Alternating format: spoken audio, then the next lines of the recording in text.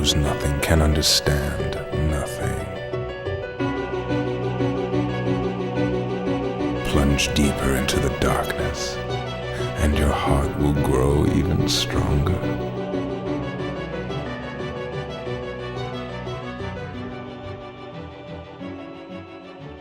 Good tidings, everybody, and welcome to the Ansem Report podcast. This is episode number 90 of the longest-running Kingdom Hearts podcast on the internet and in the universe. My name is Mike. I'm your host. And with me today, as always, my co-host, my brother, my friend, my partner, Jason. Hello, Jason. Hello. Oh, that was a pretty somber hello, my friend. Hello. You're not matching the energy I'm bringing to the podcast right now. What's up? There we go. It's your boy. That was a little better. It's episode 90. It's episode 90. We are 10 away from the fated number 100. 100 episodes, dude. We're 10 away from it. It was fated To remind people, 90 episodes ago.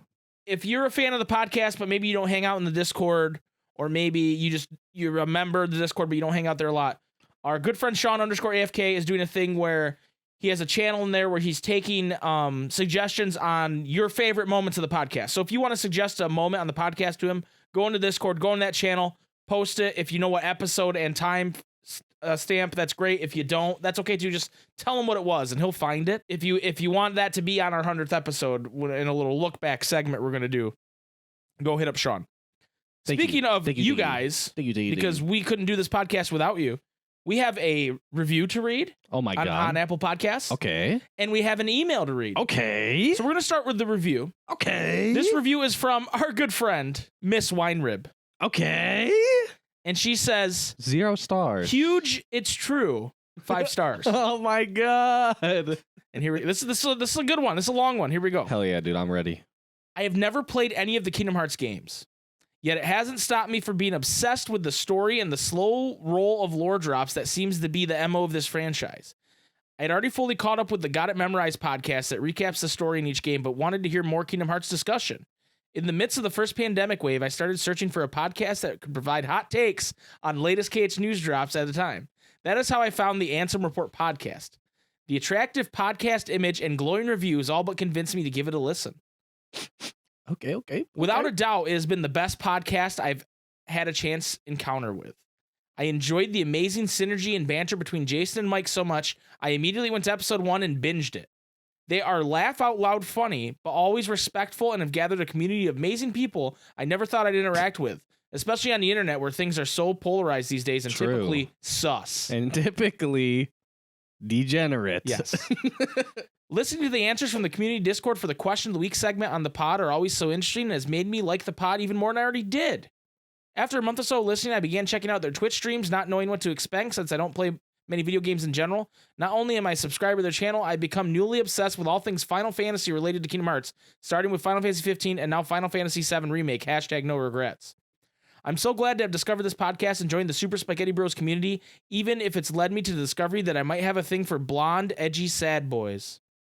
Don't we all? Yes, we don't we fucking all? I truly recommend this podcast to anyone. Give it a listen, and it could lead you to the most unexpected positive experience on the internet, as it has been for me, and that's huge in the year of 2020. It's true. Wow, Miss Weiner. Wow. Thank you for the amazing review. So wholesome, dude. That was so wholesome and beautiful and amazing, and it blows my mind that you haven't played Kingdom Hearts, but you like our podcast, and that's crazy to me. Yeah. Like that's so cool, and makes me. That's actually nuts. It's actually nuts, and it makes my heart swell to a large size. Maybe like it went from like 2 sizes too small, Right. to like normal. Normal. It just now my heart is normal size. Normal. I no longer am gonna die from a degenerative heart disease. Yes. Thank you, Miss Weinberg. You saved saved me. him single-handedly. I also want to say, shout out. You and the blonde boys. Yes. Before we get to our email, I want to say shout out to our Greek freaks over in Greece. Yes, our Greek freaks who have made us the 75th most listened to video game podcast in Greece. Wow. Shout out to our Greek freaks. We're only Love 74 you. away. We're only 74 away. Love y'all in Greece. Next up, Jason, we have an email from our good friend, Mr. Trumpeteer711, also known as Matt, also known as Trump. Go check him out on twitch.tv/Mr. Trumpeteer 711. If you want to hang out. Check him out. He's a good boy. And he says, I'm finally all caught up. Pog, baby. Hey, Mike and Jason, it's your boy Matt, Mr. Trumpeteer 711. So I started listening to this podcast at work back in January, and I'm finally all caught up. At the end of episode 48, Mike said, we're excited for 2020. And I thought to myself, boy, that did not age well. Dear God. That got me thinking that I should write a list of thoughts I have from the following episodes. So here you go. You don't have to read all this on air. You don't have to read any of this on air. I figured I'd share all my thoughts with you from episode 48 on. Since I've already said my only noted thought for episode 48, I'll start the list with episode 49. So he goes through and different episodes, he says different things. Some of it you might not have context. Some of it we might not have context, but I'm doing it anyway. Oh my God. So episode 49. I'll see if I can remember all of it, dude. Episode 49. Died laughing at the Audible ad so much so that my boss was concerned I was going to hyperventilate. I don't remember that Audible ad. Dude. I don't remember. It was a banger. I don't remember if it was a Holly ad or if it was our ad. I don't know. It was a banger. Episode 50. Mike thought Shion would be the easiest day to fight. LMAO. Got him. Episode 51. And this is when I was arguing with you about the sigil. The recusant sigil. Oh, okay, yeah. The reason the sigil is what bound the Sea Salt Trio together specifically, instead of the sigil binding the whole organization together, is because the sigil is the whole reason they met. It's the whole reason they were able to become friends. It's the whole reason any of them really felt anything. True. Episode 55. Why is Jason's safe word onions? Onions. Onions. He just said onions, guys. I can't ask him anymore. Onions. I feel really uncomfortable. Onions. I can't ask him. Sorry. He used the safe word. Episode 59. The 75 years later scene in Remind explains how Shion was able to come back. My favorite part of Remind was all the extra cutscenes we got in the Keyblade Graveyard Maze. As for why they needed to break free of the sigil, it was symbolic. It's what brought them together so they could grow closer, but they needed to break free from it because it's not what bound them together anymore. Get fucked, Mike, first and foremost. Okay, here's what I'm going to say, because I don't want to talk about this anymore. When you guys tell me this... He didn't know, guys. Right. Whatever he's saying, don't listen to him. He didn't know. You guys didn't act like I don't understand it. I understand it. I just think it's stupid. Everybody went oh my God. We're all laughing at Mike because he didn't know. Okay, yeah, fuck you. He didn't know. Episode 60. I call Rechain of Memories Kingdom Hearts Sonic Blade. Wow. Claps to Tara for beating Mutton Chops on her first try. No, I call it Lethal Frame. He calls it Sonic Blade. I call it Simba. That's about as far as I get. Simba and Cloud. Episode 64. I screamed at, what is Cloud doing? Zach is a king for asking Aqua out. Yes.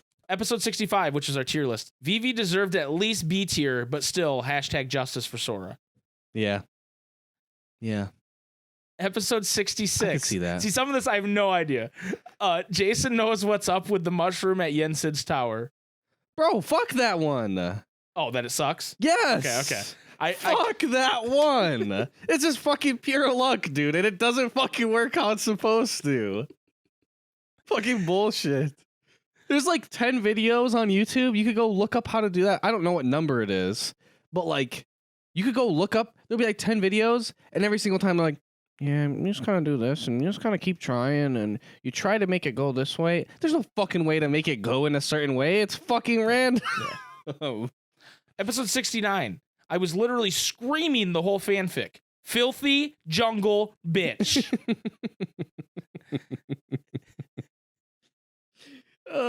Tara, the 5 by 5.5 or some shit. The 5-inch by 5.5-inch cock. Tara had seen people say filthy jungle bitch like in Twitch, and just like on the Discord, and she asked me, "What is filthy jungle bitch? Why do people say that?" And I had to explain to her, so Tara, you should sit down. You know the fanfic we read, and she's like, "Yeah." He goes, "Well, he has sex with Jane and calls her a filthy jungle bitch," and she was like, "What? Jane's not even from the jungle." I go, "Exactly." Episode 71. I died laughing at another HMK rant. I don't know what I ranted about, but I'm sure it was something to do with something. Episode 72. Mike's Bald Mountain rendition made me laugh after a shitty day at work. You know Bald Mountain, right? Wholesome. That's wholesome.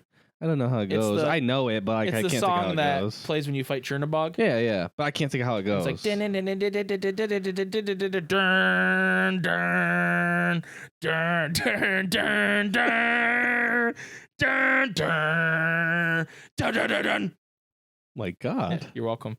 That's I just monka goofed IRL, dude. that was a Family Jewels 7X cover of Night at Bald Mountain, but metal. metal. Episode 73. Jason hyperventilating about spending money on a mobile game had me hyperventilating. I can't do it, dude. Yeah. Episode 77. Excuse you both. The famous Yeet is actually Yeetus Vanitas, not Guardian Yeeting Hainer. I don't know, dude. Like Yeetus Vanitas is so famous that it's almost like That overrated. Yeah, that one's the normie. The real fans know about Hainer getting yeeted. The real fans know. The real fans had Sorry, it you're as, not a real fan, man. had it as their desktop background for ages. Yeah, that was me. We're the real fans. Real fans. Real fans are us. Episode 80. I was fully expecting Energy to come after Big Dick. I don't know what he's referencing, but in a normal podcast, you I might think have heard that. I probably called something Big Dick. Greek mythos nerd here. Even if Achilles had been fully submerged into the river Styx, there still need to be a singular weak point somewhere in his body. The river Styx cannot grant complete physical invincibility. For it to grant the physical invincibility it does, the person submerged must either keep a body part out or think about a certain part of their body to become their weak point. In fact, I believe that weak point becomes especially vulnerable. But dude, if his mom had just put him in like a sack, like a fishing net, maybe. Yeah. And then okay, think of a better spot to be vulnerable. Like, oh, my pancreas is vulnerable. How often is someone gonna stab you right in the pancreas? Yeah. You know? I don't know. They could get lucky, dude. Yeah, that's true. They could get lucky. That's true. Why don't you think about like the fucking like smallest little bit on like the back of your head? Yeah, I'm gonna Like think the fucking like one fucking little speck, dude. my back molar. Yeah. Is Yeah, very dude. weak. My fucking my my fucking tonsils, dude. Like, when the fuck are they gonna hit me in my fucking tonsils, dude? Right. They have to like stab me like in my mouth. Until what struck throat, then you're fucked. Then you gotta get your tonsils but out. then you get your tonsils removed, and then you die. No, and then you hide them. You hide them in a jar. You hide them in like a chest, maybe, and then Sora and Donald and Goofy show up to your world, and then Luxord's looking for a box, and that's where your fucking tonsils are. The Master Masters has his tonsils in the box. We've solved it. Episode 84. I liked that Thor Ragnarok reference, Jason. I've been falling for 30 minutes. Thank you. Somebody noticed. Episode 86. Have fun with the side effects of NZT, the drug from Limitless, Jason. A system where magic combines is one of my favorite things about Recom. Episode 88. I never knew you could speed up the podcast. It was always right on the screen, but I never looked at it because I always put it in the Spotify queue for after a few songs while I was driving to and from work. And lastly, as a general thought, I'd review y'all with 6 out of 5 stars, but I listen to the podcast on Spotify. Thank you. Thank you, Matt. We appreciate the email. I know we didn't understand all the references on our own damn podcast, but that's okay because It's on brand. It's on brand, and we've made a lot of different jokes over the years. But yes, we appreciate you. Like you said, We can almost literally say over the years and it be fucking actually true. Yeah, in January it'll be 2 years.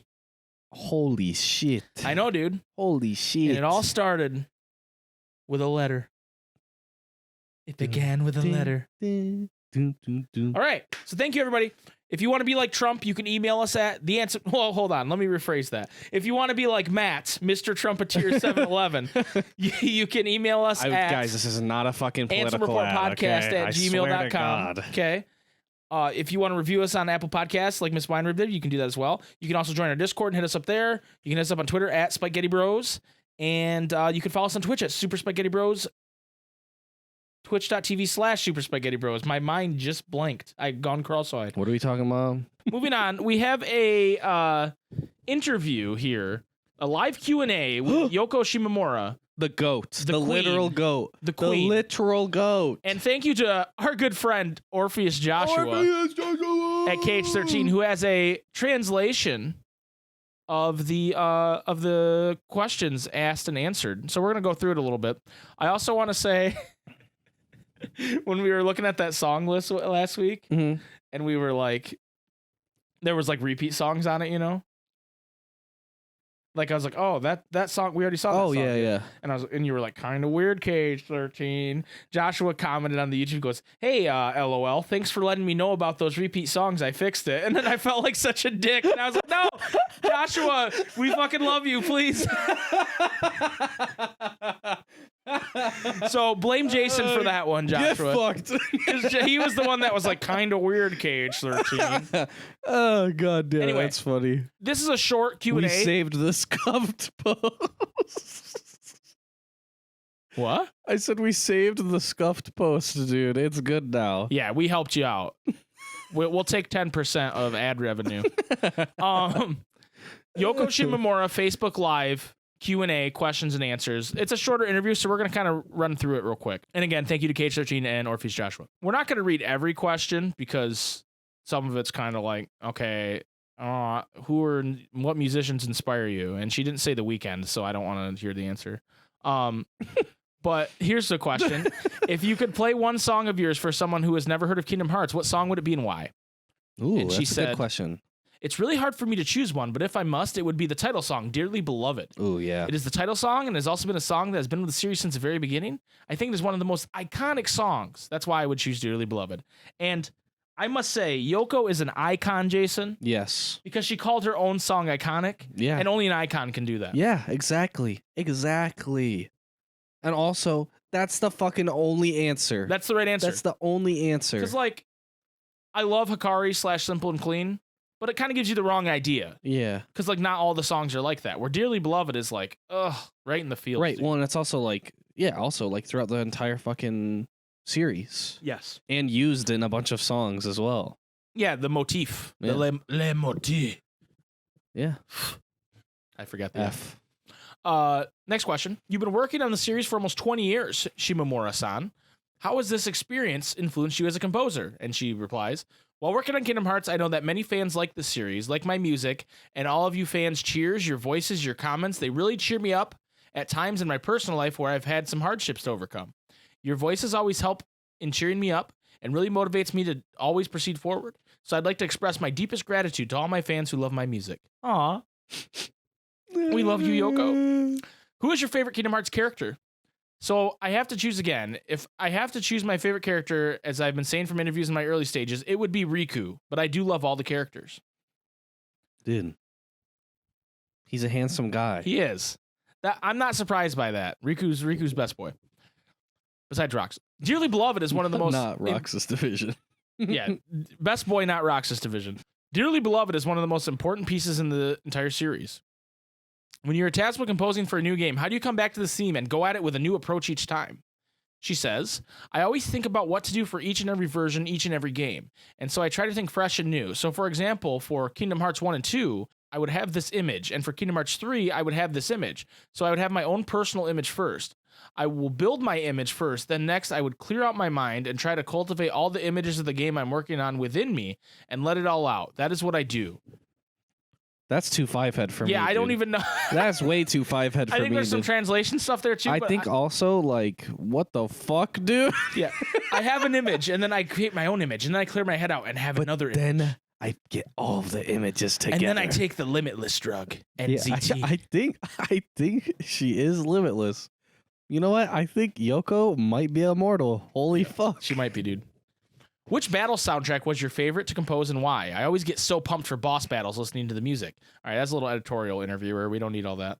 Shimomura says... No, I liked that touch, dude. Fuck you. Shimomura says, so I have to choose again. It's really hard for me to choose the best battle song because I put all my emotions into all the songs. But if I have to choose one, it would be Shion's Vector to the Heavens. Oh, hell yeah. This is because a lot of fans say this is their favorite song. People tell me that it really moves their hearts and makes them cry.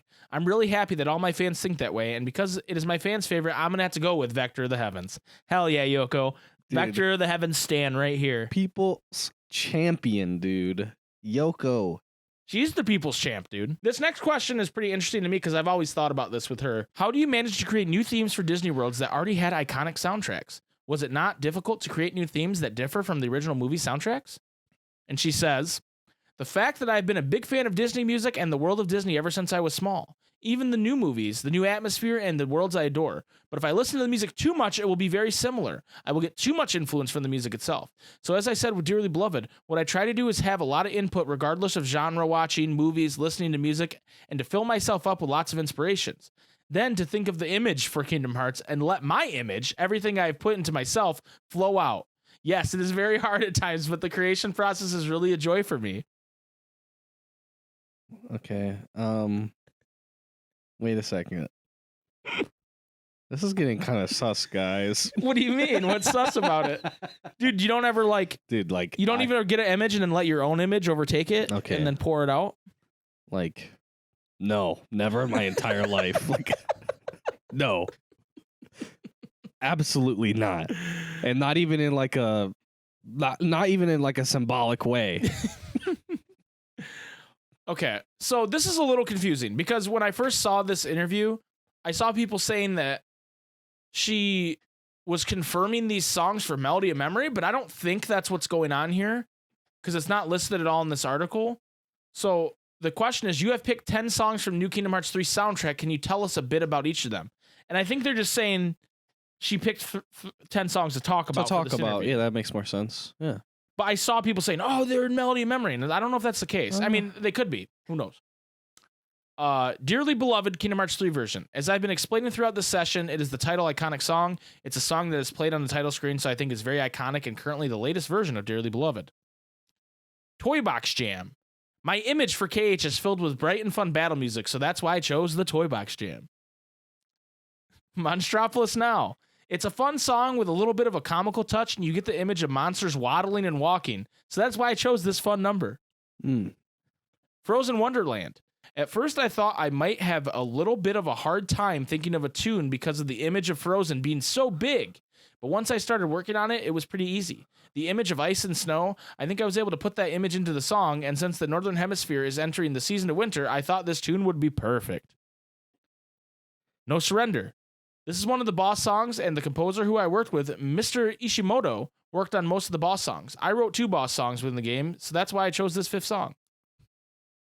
I like how it's like, and I know this is like partly the translation, but it's like how I like pad like a paper I have to write. Oh, yeah. Like, this is my favorite thing. Blah, blah, blah. Things about that thing. That's why I chose this as my favorite thing. You know what I mean? Yeah, definitely. Well, no one even like talks like that. Yeah, right. So it's like, it's the weirdness from Japanese to English. You know what I mean? Like it just is. Stranded Beyond. This is a lonely, melancholy tune with the image of heading towards the end. This is the 6th number I chose. Scala and Kayum. This wasn't first introduced in Kingdom Hearts 3. It was introduced earlier, but for me personally, I really felt the flow and fade of this tune is reoccurring again. This is an atmosphere that I can't explain with words. I really like the atmosphere that this tune is trying to express. That's why I chose 7th number Scaled Kayum. When was that introduced, if not in Kingdom Hearts 3? Was that like in Union Cross at one point? Yeah, maybe it was Union Cross or... Yeah, like it... I don't know. That seems weird because I remember people like freaking out about that theme when KH3 came out. Well, wait, what about back cover? I don't think it's in back cover. Oh, you know what? I'm thinking of like the battle music. That's not what it's called. The battle music is not called Scala Kayum. Yeah, I'm thinking just the main theme. It's the main theme. You're right. You're right. Yeah. I think that might have been in Union Cross. Yeah, like Union Cross or the back cover. Yeah. Edge of Existence. It's a battle song, but it's not so heavy and not so drastic. It really conveys the feeling of moving towards the end. The feeling of, yes, it's entering the last phase is really expressed in this number. So again, this is a nuance I can't explain in words, but I really like the atmosphere this tune is trying to express.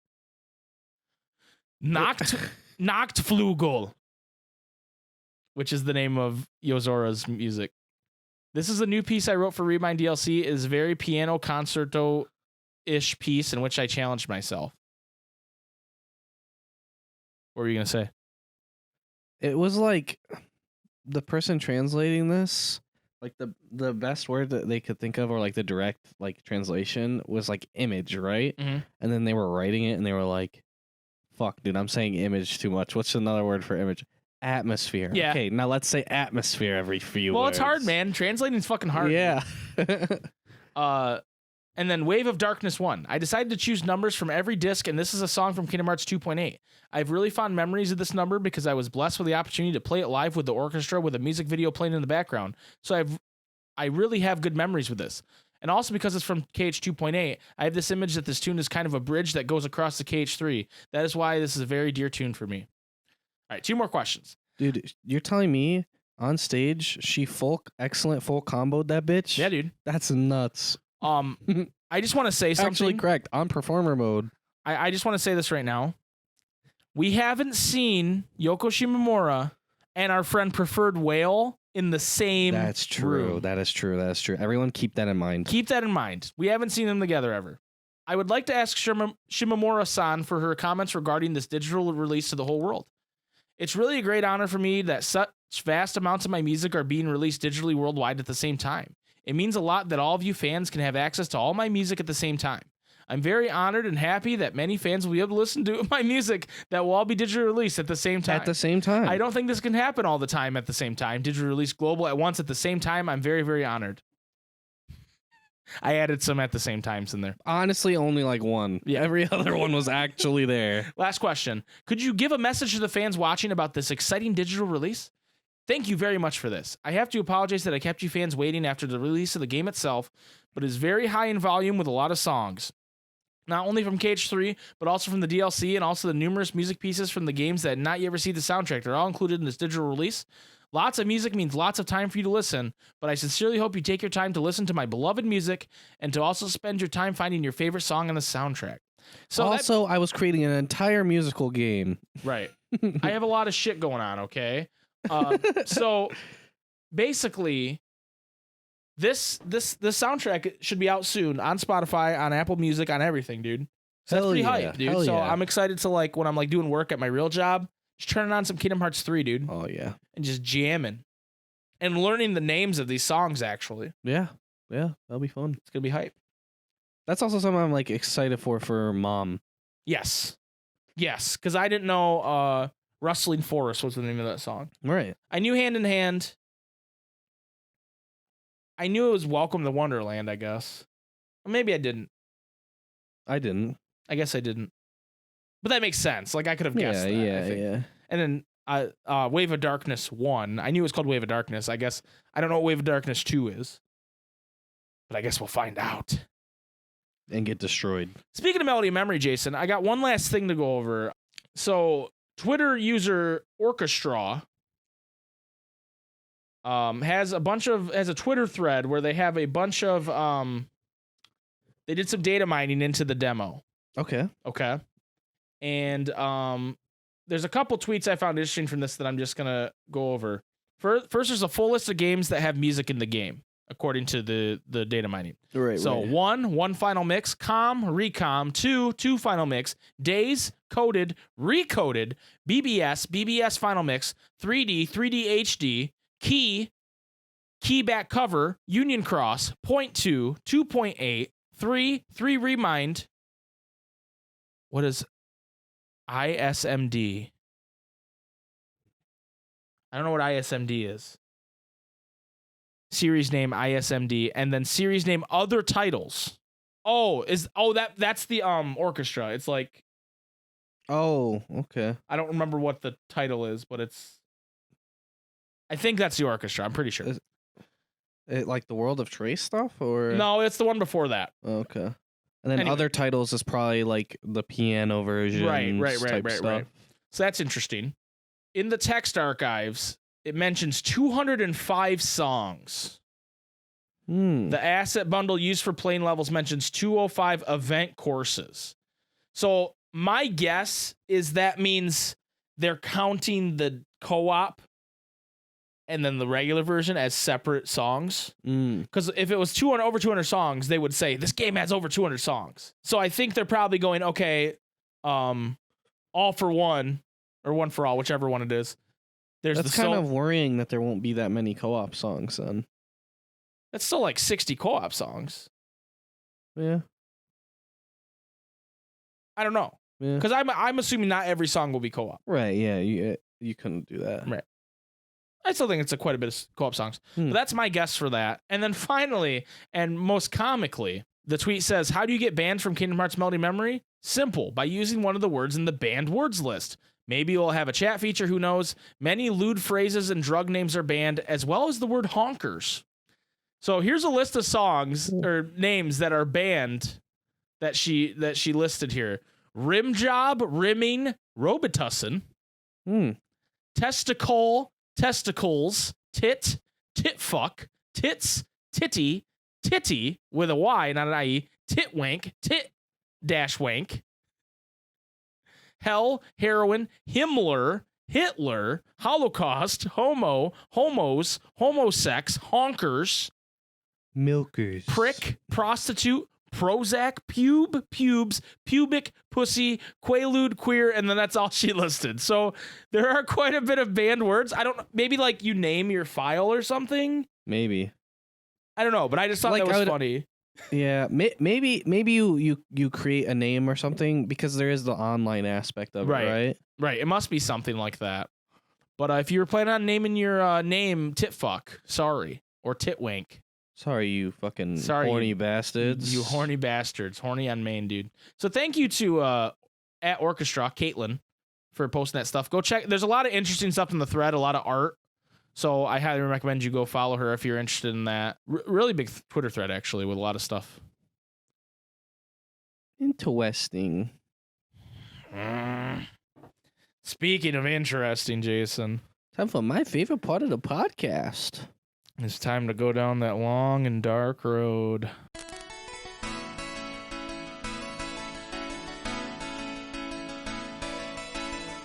Brand new phone game, Mr. Nomura.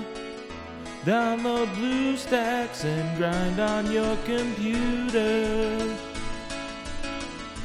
Make some new friends, they all have big keys. They'll all be dead by the time we reach chapter 3.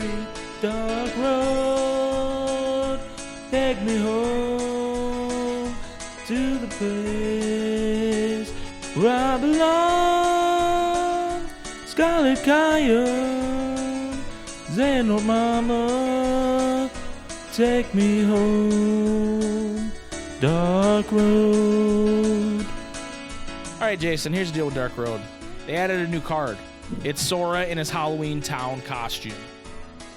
There he is. That makes sense. He's a red card. He uses the move Pumpkin Bounce. Bounce, bounce, pumpkin bounce. Okay. Bounce, bounce, pumpkin bounce. It's a strong physical attack that consumes 10% of the bonus gauge. Adds power +5. If this card succeeds in consuming 10% of the gauge, its power value will be the ones in the brackets. When the gauge is less than 10%, this effect will not be activated. I don't know what that means. If this card succeeds in consuming 10% of the gauge, its power value will be the ones in brackets. So saying +5. If it was level 1, it would be I see the brackets there, the base instead power. of Yes, 38. Yes. Okay, I see it now. I didn't see that before. Okay, so that card has been added to the Halloween Town card. Attack +2. Oh my god. You still get 3,000 jewels already. And then there's a new Halloween event till the 8th of November. Take on the special free battle in Wonderland to get Halloween accessories up to 1,000 jewels and premium quest keys and more from the mission board. So these accessories are actually kind of hype because they're good and you don't have to grind for them. So you can earn the pumpkin belt, the candy earrings, the spiderweb badge, and the candy crown. And all those are +5 to their different stats, which is way better than the like normal stuff you can craft without like grinding. Dude, that reminds me of back in the day when I used to play Maple Story and they'd have an event and they'd be like, yo, here's this pole arm. It's a fucking spear with a fucking what the fuck? The like pumpkins that are full of candy. What the fuck? What the fuck is that called? Just a pumpkin? A pumpkin? I don't know. A pumpkin. But it's full of bin. candy, right? Yeah. And it's fucking juiced. It's literally juiced. Like 10 plus $10 stats. It's fucking juiced. It's juiced. Well, I'm glad it brought up that fun memory for you. Yes. You know what's not going to be a fun memory for me? having to grind for this. Well, actually, though, those missions aren't bad. Hmm. The one's kind of tough for me right now, but I can beat it if I don't auto it. If That sounds absolutely egregious. Well, there's one that Not auto battling? The first one I can auto, the second one I can't. But you only have to defeat like 50 of them, so it's not that bad. Oh. Anyway, I have one draw, ladies and gentlemen. Let's hope for that Sora pumpkin bounce, baby. Let's go. One draw. It's here, right here, right here. Here we go. 2 of them. Oh boy. 2 of them. He got 2 of them, guys. No. Guys, he got 2 of them. And by that, I meant 2 cards total, dude. Nope. 1 card. Oh my god. And you know who it was? Waka. Oh.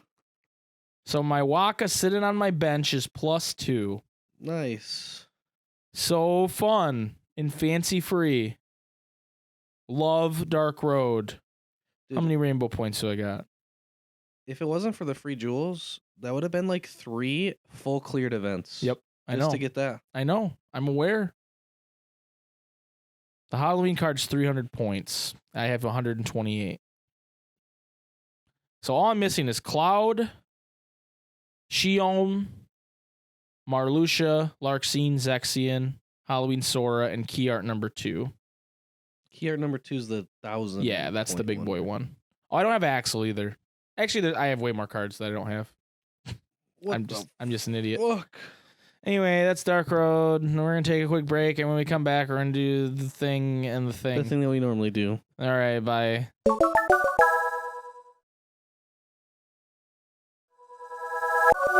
Welcome back to the Ansem Report podcast, the longest running Kingdom Hearts podcast on the internet.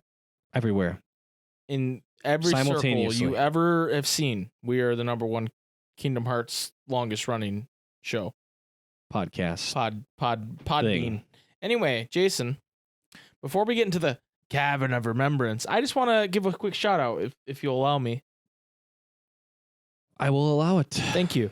I want to shout out our good friends, Corinne, aka DJ Corn, and Frank, who celebrated their 1-year wedding anniversary this week. I just want to give them a shout out because they're cool people.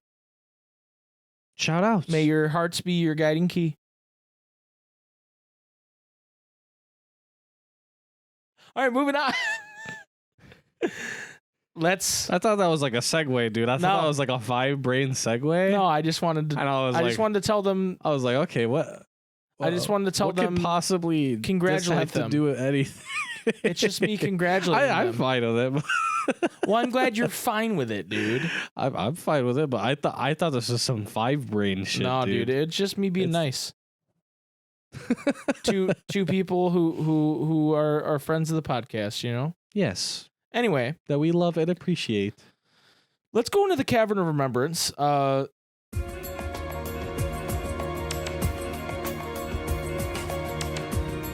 Cavern of Remembrance, if you don't know, we ask for suggestions from you guys in our Discord about different topics that you might not be clear about or confused about or just might not understand, and we are going to try to explain it. I don't know what the topic is this week. Jason does. He's going to tell me. I have 3 minutes to try and explain it off the dome, and then Jason has unlimited amounts of time to explain it after the fact. Oh no. Jason, are you ready to give me my topic? Because I got the timer ready. It closed my fucking because okay, it's been fucking hours since we recorded the first part, and I had the shit pulled up, but then we needed to stream, and so now I don't have the shit pulled up. Well, you got 3 minutes to find it. Yeah, I need to find the question first. Oh, okay. Because I can't remember who asked it. Fair. Okay, All right, I have the question. let's do it. Prepare to be griefed. It's from the eternally griefed, Tylerims. He says, explain how Ansem, SoD, is the only Heartless we see with a human form. Go. Well, I said go. He basically, Ansem, Seeker of Darkness, is a very strong-willed individual, and to be honest with you, I'm not so sure he's a Heartless. Maybe he's in fact not one, and he's possibly just a I don't know. I don't know what he is, okay? But basically, He's a sexy Terranort- specimen. Terranort splits himself in two by unlocking his heart. And then his Heartless, he just goes to Kingdom Hearts 1, and he's there, and he does a lot of things, and he's really misinformed about things in Kingdom Hearts 1. But also, that's what we like to call in the business a retcon.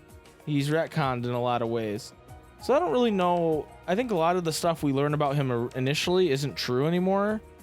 And I wouldn't be surprised if Nomura was pressed on it, if Nomura was like, well, yeah, he's not really a Heartless, actually. Mm. You know what I mean? Yeah. Because there's been nobody else that has gone, like, all those other guys are strong-willed dudes. You know, Zigbar is Luju, and we didn't see his Heartless. Right.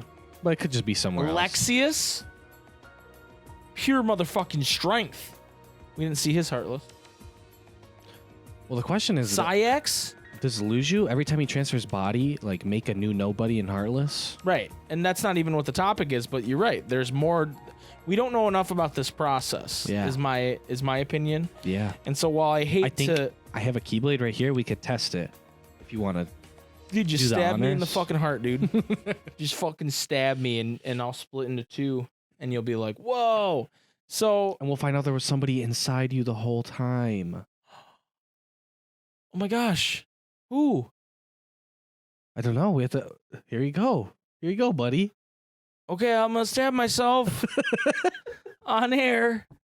Good luck with the question of the week, Jason.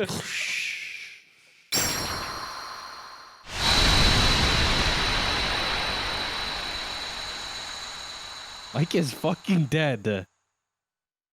Are you? Mike, get the fuck up. Dude. Hello, Jason. Oh, fuck. It's I, Chick Slam. I am Mike's nobody. Okay, do you know where your Heartless is, and how is he or is he not human form? Thank you. He's just a shadow. Actually, he's one of those big He's not boys. even a shadow. He's one of those large bodies.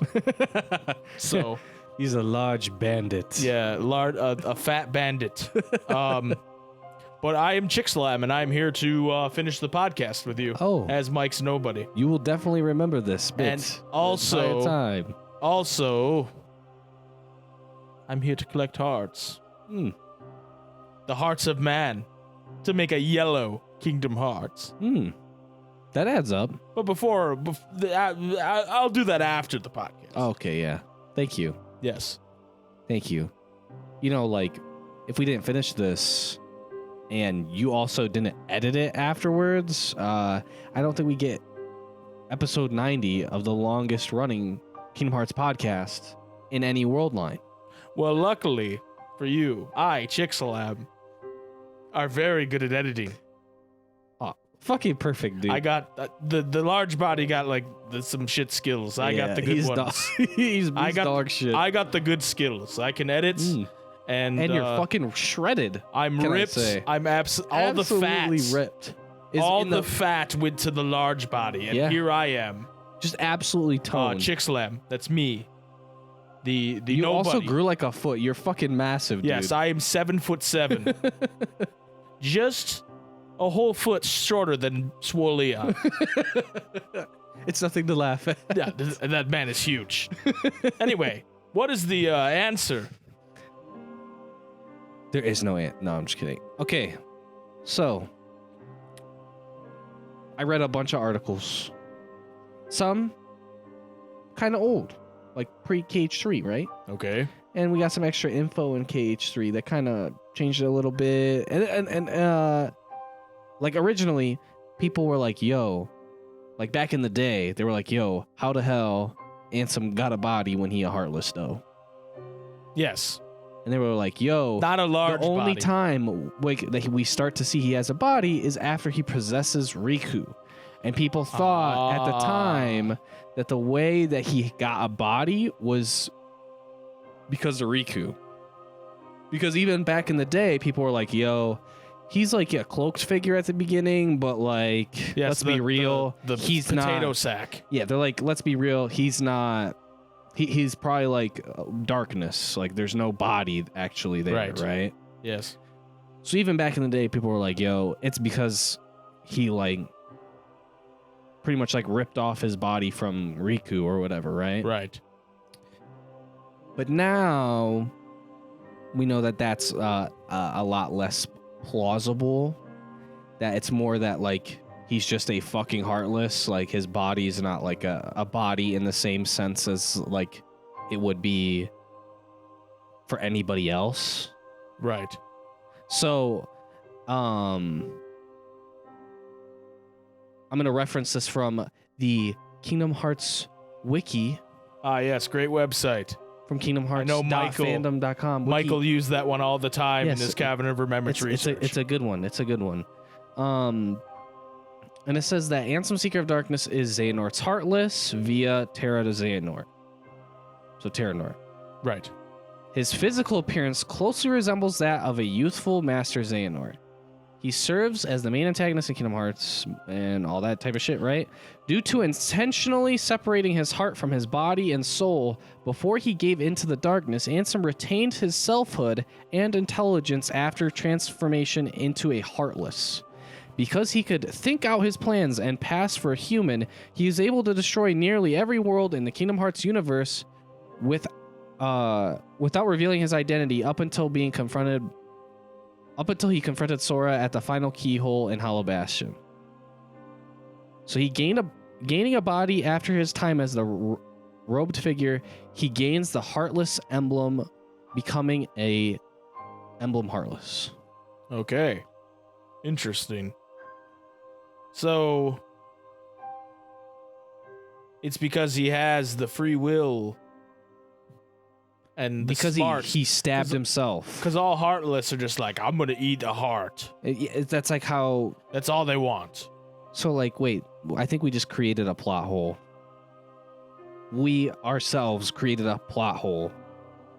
That's pretty normal. You just stabbed yourself Yes. with a keyblade. Yes. And your Heartless is stupid? Yes. Oh. Well, I shouldn't say I'm the nobody Chixlab. But Michael, not very bright. Not much of a planner. He doesn't look like the kind of guy who has a plan. Yet He's like a dog chasing cars. He wouldn't know what to do if he got one. Well, thank you, Chixlam, for not only continuing this Cavern of Remembrance with me, but also editing the podcast afterward with your skills and intellect and shredded body. If I remember correctly, absolutely shredded. If I remember correctly, we have the question of the week to do as well. Yes. Can I sit in on that? I would be honored. It's the question of the week. I listened to the show, actually. I'm a big fan. Oh. Yeah. Wow. Yeah. So you're kind of a fanboy. I'm a Ansem Report podcast stan. Oh. If you will. Thank you. Yes. Thank you. Me, Chixlam. Anyway. So, okay. Chixlam, just between us, who's the better host, dude? Michael, who you have done nothing but flame and called fat and stupid. I didn't call him fat. Or me. I didn't call him fat. I said his... Confirmed built different by the community and on stream. Well, I'd like to say that I, Chixlam, not Michael, are a better host. That wasn't the question. Than you. That was not the question, nor is that the question of the week. Anyways, on to the question of the week. Yes. Here's the question of the week from our good friend, or your good friend, not mine. You have no friends or feelings. I don't. I don't have a heart. Which it's... maybe. It's kind of weird that we're the ones without hearts, but we're called nobodies, and then the Heartless have hearts. Don't have hearts. I'm a little confused. I was born 5 minutes ago. Okay? Yeah, that understandable. So, new spooky question of the week from Kyrie's Bro. Kind of spooky question. What would the Kingdom Hearts characters dress up for Halloween? Also, would they go trick-or-treating, party, or scare the kids trick-or-treating? Wow. This is, you guys That's really kind of fucked up. Who would scare kids trick-or-treating? You guys really do the important work on this podcast, huh?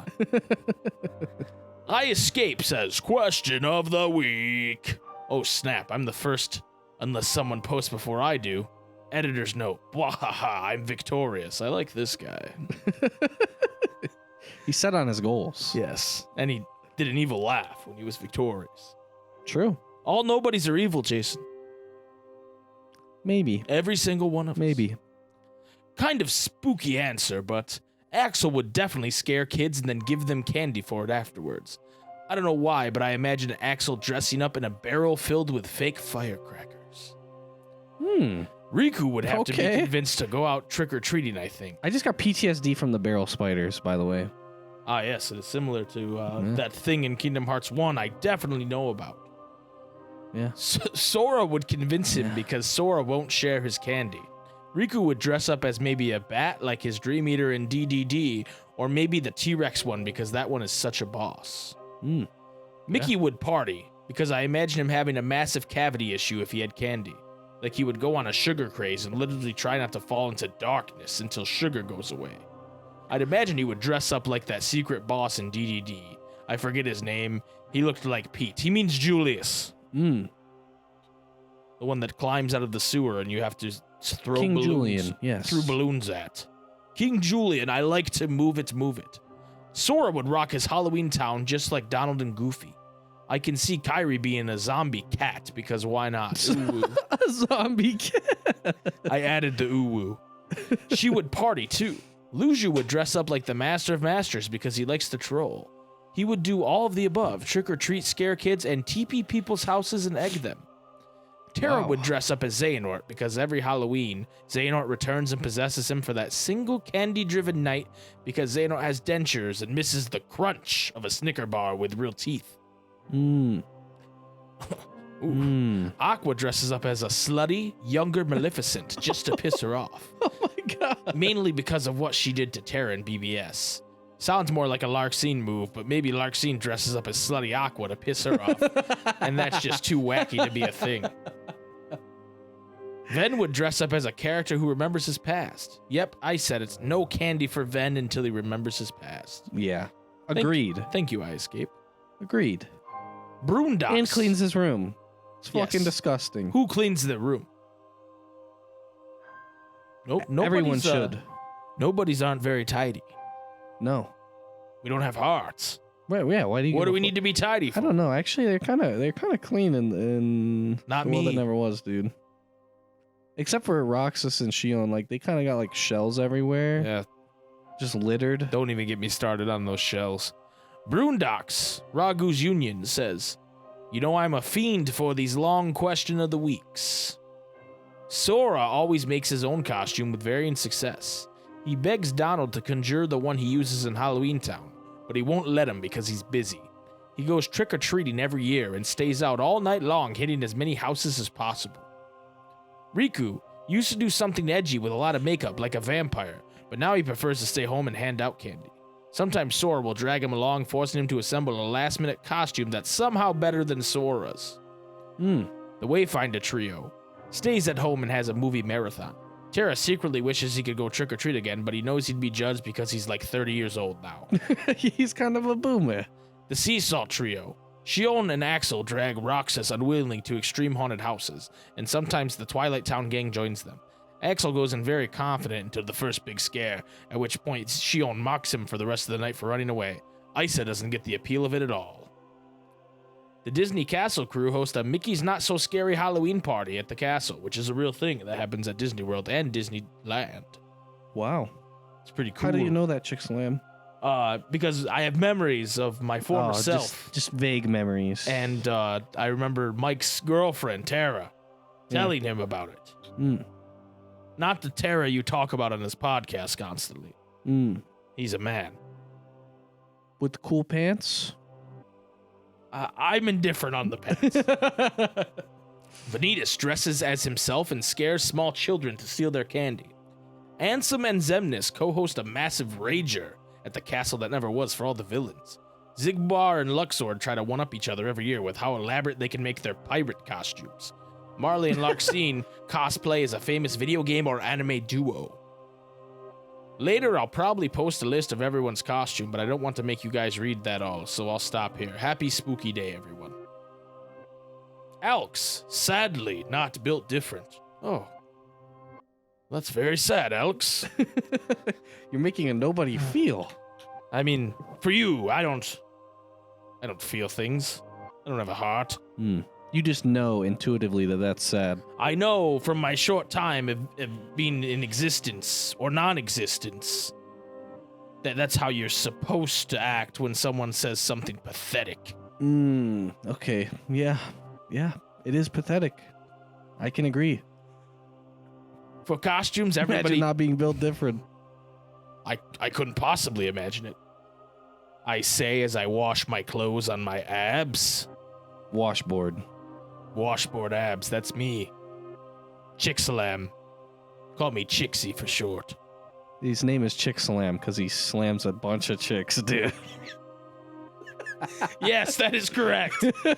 I am quite the slayer, if you will. Love 'em and leave 'em. That's what Chicksalam always says. Anyway, this sad guy. For costumes, everyone dresses up as other video game characters. Sora would dress up as Cloud for self-explanatory reasons. Yeah. Riku would dress up as Dante from DMC. Ooh, okay. Kairi would dress up as Aloy from Horizon Zero Dawn. Oh, okay, yeah. Roxas would dress up as Zack since Sora is going as Cloud. Okay. Yeah. Axel would go as Reno because he's ordered by law to do so. Yeah, by the laws of everything. That seems quite strict on the laws. Shion would go as Claire Redfield from Resident Evil 2. Okay. Naminé would go as Zelda. Ventus would go as Vanitas because he secretly loves his suit. Okay, yeah. Aqua would go as Lightning from Final Fantasy 13. Terra would go as Leon because he wants to be as swole as him. Yeah. Have you ever seen how short Terra is compared to Leon? Holy fuck. This goals. Donald and Goofy would go as Beavis and Butthead. Not video game characters, but oh well. Actually, there is a Super Nintendo game called Beavis and Butthead. Wow. You learned a little something today, Alex. You zoomer. Mickey wants to scare the shit out of people, so he's going as everybody's favorite horny bastard, Jiminy Cricket. No! Fuck. The organization would all be characters from Fire Emblem, because they just keep coming back at the worst possible times. As for what they would do on Halloween, the Soras, Kairi, Naminé, and Shion would definitely go trick-or-treating. They all compare to different small candies they got, while Ventus keeps getting motherfucking king-size shit. I guess people just really like his costume. As for the others, Riku, Axel, Terra, and the organization would be at the bar, drinking the night away while scaring the drunken shit out of each other. Aqua's epic lightning costume looked like shit, so she gets salty and drinks with the boys. Also, Vanitas somehow manages to sneak into the bar, but nobody fucking cares because they're all drunk. The Disney crew would hold a Halloween party where everyone meets up to play games for the rest of the night. Everyone keeps the distance from Mickey because of horrendous costume. Sora and Riku carve pumpkins. Terra drowns in the Bob for Apples pit. I don't know what it's called. The Disney crew would play music. Ventus would play spin the bottle with the girls, but instead of actually kissing them, he gives them a Hershey's kiss, because that's the real way to play. And the others would just say random gibberish on the couch or, well, they're drunk. I must say, Alex, if that's really how you play spin the bottle, you are not built different. Dingus, that's a funny name, says, the only thing I can picture is Shion in a costume that's way too big for her. Papa Axel picked out Star Wars costumes for everyone. Axel is Darth Vader, Roxas is Luke Skywalker. Okay. But he overestimated Shion's size and got her a Princess Leia costume. You know, the white dress one that is oversized and baggy, with her sleeves going past her hands, tripping over her dress all night, and her wig constantly sliding down over her face. But she doesn't care. She's having fun pretending to be a princess. And she hasn't even seen Star Wars. Shion should see Star Wars. She hasn't seen Star Wars? That's kind of cringe. I've been alive 15 minutes and I've seen Star Wars. Yeah. And he knows The Last Jedi is the worst fucking one. It is. My favorite one? The Phantom Menace. Obviously. Now this is pod racing. I'll try spinning. That's a good trick. Wildcat Diana, Terra's Union, says, my dream Halloween party with the KH characters. Let's go. Kairi, she would somehow find a picture of her and would dress as Ava. Riku, he would not dress up, but everyone would think he picked Yozora from the Instagram photo of Toy Box. Sora, he would not show up because he got zooped into another world line, but people would think he was playing the Invisible Man. Ventus would dress as Among Us character so he could be the imposter. Aqua would just face her fears and go as her anti-form. Taro would put on an organization coat and try to pull off Zenmus. Roxas would borrow Ventus's clothes and see how long he would fool everybody. Lee would draw the upside-down tears and just go as Axel. Yeah. And Shion would buy a sweater and leggings of doll joints and go as a puppet. And Naminé would just buy a white witch hat. This next one is from... Lots of meta. Yes, that was very good, Wildcat Diana. I like you. I'm judging the Discord members as I get to know them through reading the question of the week. I do too. Don't you know these people? I know them, but I judge them. Fair. No one's safe. This next one is from Exit, who is indeed built to be unhinged. Oh. And he says, since you guys think I'm so unhinged, I'll give you a super small sweet answer. Kingdom Hearts Glory Keyholes. What the fuck? I don't know if I should read the rest of this. Oh, I thought that was it. No, there's a description. A Halloween party where Mike's fucking fantasy of these anime and Disney characters having a Keyblade party. Keyblade in quotes, and place their goddamn Keyblades in a bowl and have a sweaty, sexy, nasty jungle orgy in the deep jungle. Oh my god. Just close your eyes. What? He's making me break character. Just close your eyes and imagine hearing Goofy getting fucked, Donald getting spanked, and Mickey's Star Shard scream. Oh my god. Now that's a party I know Mike would like. No. God, my somebody's a deviant. I know I said I would keep this short, but I know you're still reading this. So I'm basically like Dark Chode because I gotcha. No, not Dark Chode. Don't you see why I need therapy? Kiss face. Yeah. And then he went on to add, I just reread what I posted. What the fuck's wrong with me? What is wrong with Exit? That's a good question for his therapist. Yes. I think you're just fine, Exit. If a little unhinged. Carrison Ford, also known as Karis, says, Sora would wear his Halloween town outfit. Riku and Riku Replica would switch outfits. Kairi, I think, would do a low-effort onesie costume. Yeah. Roxas would dress as Kylo Ren. Axel and Shion would like dress that. as punks. Aquaven and Terra would dress as steampunk Victorian people with goggles. Vanitas as an edgy goth. And then Broondox adds, the gear shift between Exit and Karis' answer sent me through a brick wall. 3 more to go, my friend. We're friends, right? Or are we technically related? Is that how that works? Wait, yeah, that's a little weird. Because I'm the body of Mike. Yeah, that's true. I'm his nobody. Who is your brother? Yeah, I guess by blood we are related. Oh, okay, brother. Never had a brother before. Kyrie's bro says, Sora wearing a donkey outfit with Goofy and Donald. Sora is the head, Donald the middle, and Goofy the butt. That's a thick ass fucking donkey. That's a big dude. donkey. That's a thick. Kyrie and Ass Naminé boy. are watching horror movies and get freaked out and turn on all the lights. Ven and Roxas are Mario and Luigi. Vanitas is Waluigi. Chirithy is Wario. Wahaha. Yeah, the noise the Chirithy makes. I like that. Terra and Aqua are dressed as zombies handing out candy. Shion, Axel, Syx, and Demix are dressed as members of KISS. They're out trick-or-treating, and Zaldan answers the door dressed as the Beast.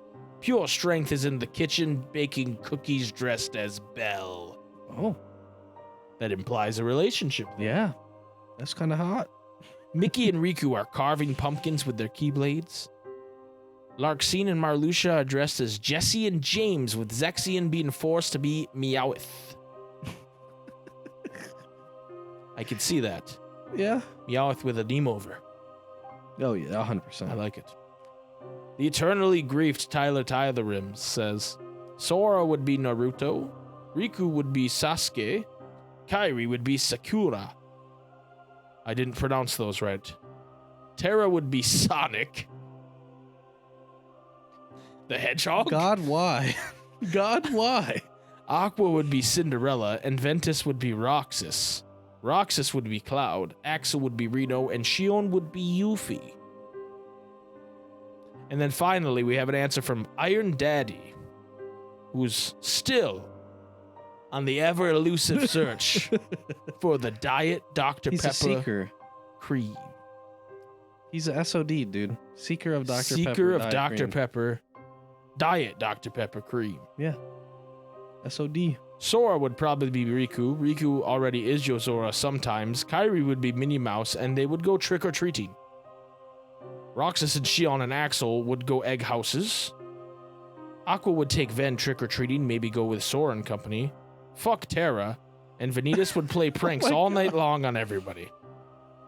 All right, well, Jason, do you have an answer for this very insightful question of the week?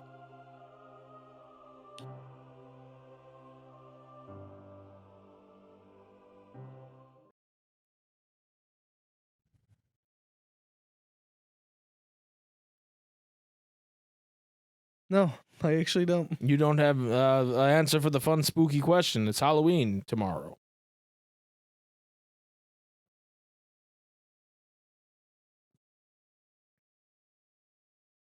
I'm gonna say it.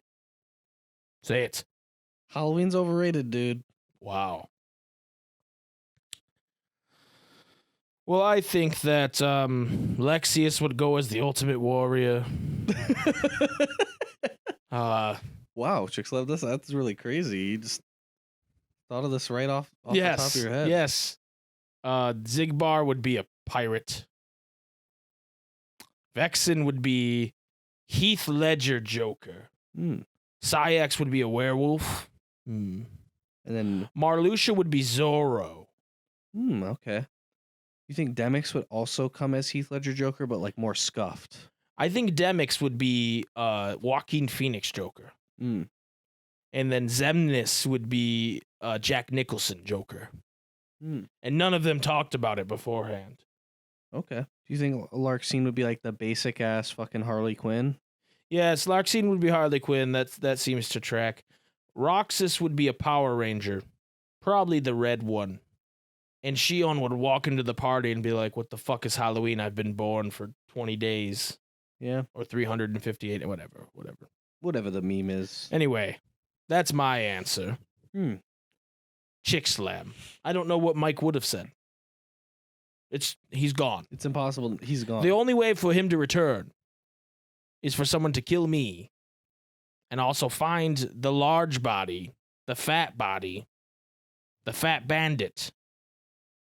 that is the Heartless. Why do you have that Keyblade, Jason? No reason. Okay. Anyway, the question of the week next week is from Broondocks, Ragu's Union. And it says, a totally normal one. But how about the lead up to Melody of Memory? We share our top 3 or 5 KH songs across the whole franchise. I think we may have done a number 1 song a while ago, but there's a ton of new people now. Yeah. That Okay. sounds good. So, totally normal one. 3 to 5 Kingdom Hearts songs that you're excited for or that you're favorite over the Kingdom Hearts franchise. Well, I suppose, I don't know how you guys normally end this thing. I normally tune out during the question of the week. What's next?